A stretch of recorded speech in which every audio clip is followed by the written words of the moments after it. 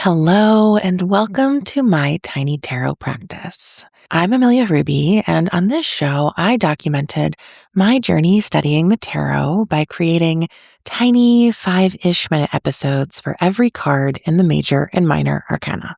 I finished that project 2 years ago now, I think. And since then, I have popped back onto this feed from time to time to share very special bonus episodes. Today is perhaps the most special of those bonus episodes because I'm sharing part of a conversation I had with one of my tarot heroes, if that's a thing. Lindsay Mack is a renowned tarot reader, teacher, and intuitive, and the host of the incredibly popular tarot podcast, Tarot for the Wild Soul. You may have heard of them or have taken some of their classes at the Soul Tarot School. And I was able to have a conversation with them for one of my other podcasts, Off the Grid, to celebrate the fact that they have a brand new book and tarot deck that just released this spring. The book is called Tarot for the Wild Soul, a trauma-informed approach for growth, healing, and grounding in the present moment. And the deck is called Soul Tarot, a deck and guidebook for healing and self-discovery, created by Lindsay and illustrated by Chelsea Granger. This book and deck are amazing, and you can hear me talk to Lindsay about how they were created and their whole tarot business over on my podcast, Off the Grid, Leaving Social Media. But here on this feed, I wanted to share just a tiny excerpt of that conversation where Lindsay talks about the 3 tarot cards that are really supporting and guiding them through the busy season of their book launch and a book tour. Those cards are teaching them how to rest even in overwhelming times, which honestly, I know most of us aren't headed off on a multi-city book tour right now, but we are all dealing with overwhelming global, local, national, economic, and political circumstances. And so I think that these tarot cards can be medicine for any and all of us in this season. And I'm so grateful to Lindsay for bringing them to us and sharing some really beautiful interpretations of them. Those cards are the Nine of Wands, the Knight of Swords, and the Empress. So stay tuned, and you're going to get to hear me talk to the one and only Lindsay Mack of Tarot for the Wild Soul all about the 3 tarot cards that are supporting them this spring. Enjoy. We're recording this right as you're about to head off on that book tour. You leave in 2 days. I do. You are at the threshold of the book coming into the world, and this episode will release right after the book has come into the world. And so I just wanted to ask, are there any tarot cards that are really carrying you through this threshold? Are there archetypes that you're holding close right now as you enjoy this moment? Yes. So I've been talking kind of by accident about the nature of big birthing and creation seasons. Something that I think really defines a huge creative season, especially when we're comparing it to birth. And honestly, a book launch is pretty close. It's not the same thing, but it is pretty close. And I would say that one factor of it is that it is too fast. It's a little too much. Like the correct thing would be to stop and slow down, but you can't really. And so the 2 cards that are doing everything for me in this space right now are Knight of Swords and Nine of Wands. I'm barely even going to my deck because it doesn't matter because those 2 cards are all I have. So Nine of Wands really helps me. I think of it knowing everybody has completely different viewpoints on these 2 cards and the tarot in general. For me, Nine of Wands is always an indication that we're a caribou migrating. We are a person in labor. We are running a marathon. We are in a process that is long. We're not going to get home for a long time. So we have to figure out ways to rest as we can, where we can, in between contractions. And it's a very, very different cadence of refueling and recharging than what we want and what might be normal for us. And for me, Those things are really important. And the way that they've sort of come about is I'm in bed when my child's in bed. My child goes to bed at 6:30. I am in bed at 6:30.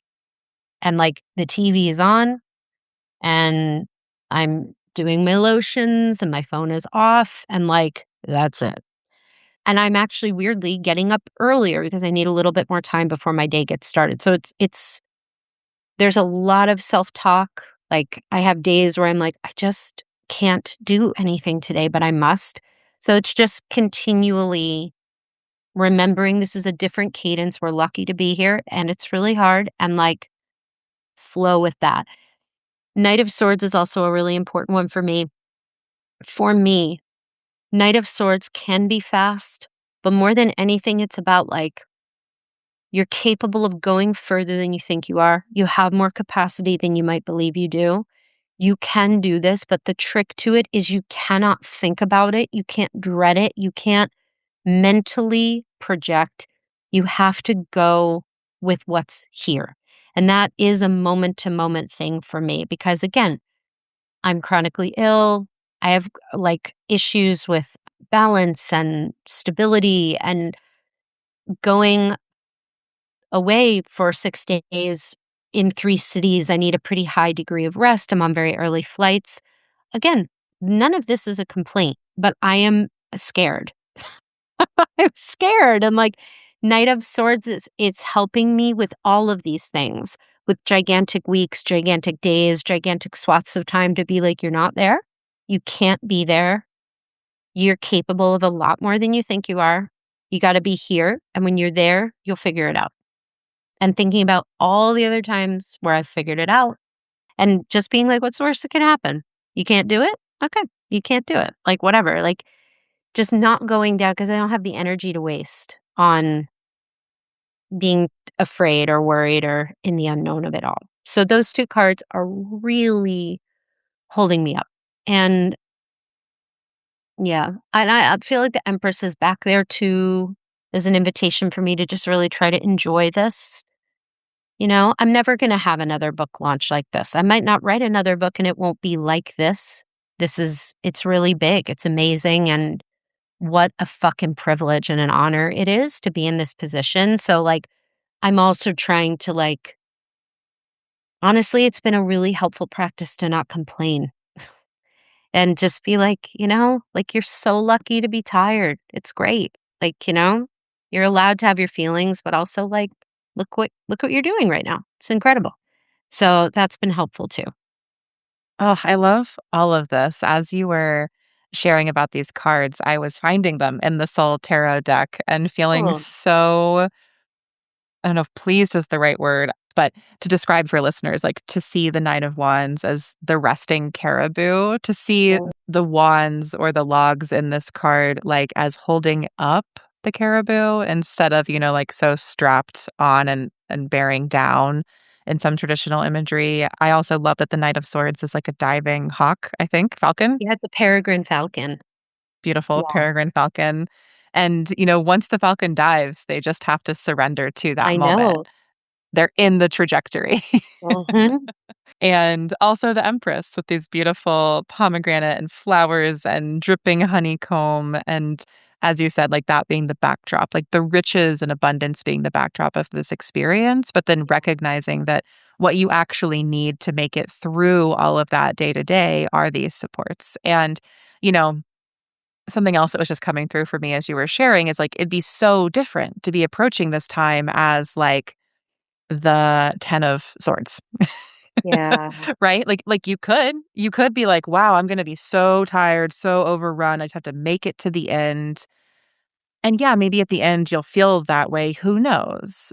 But I love these tarot cards and archetypes you've selected because they're not that, and they don't predetermine that that's gonna be how you feel, and I completely understand also what you're describing. My spouse, JJ, refers to it as being, like, pre-tired, like, when you're so stressed about what's to come that you're Yes. exhausted. It's perfectly put. And we try not to get pre-tired for the hard things in our household, but I love the Knight of Swords and the Knight of Wands and the Empress as ways of making it through all of that. So thank you for sharing. I also loved that tiny bit you said at the beginning, which was like, in this moment, I'm not going to the deck to pull cards. I just know that these are the cards I've Yeah. selected. And I think that's also a really lovely piece of wisdom for folks to think about in moments like this where there just may be a lot going on. Sometimes we actually don't need the additional input or, on a really hard day, you don't necessarily need to pull and then be like, oh, it's already hard. And the 3 of Swords is here. Now what? Like maybe you do need that, but also maybe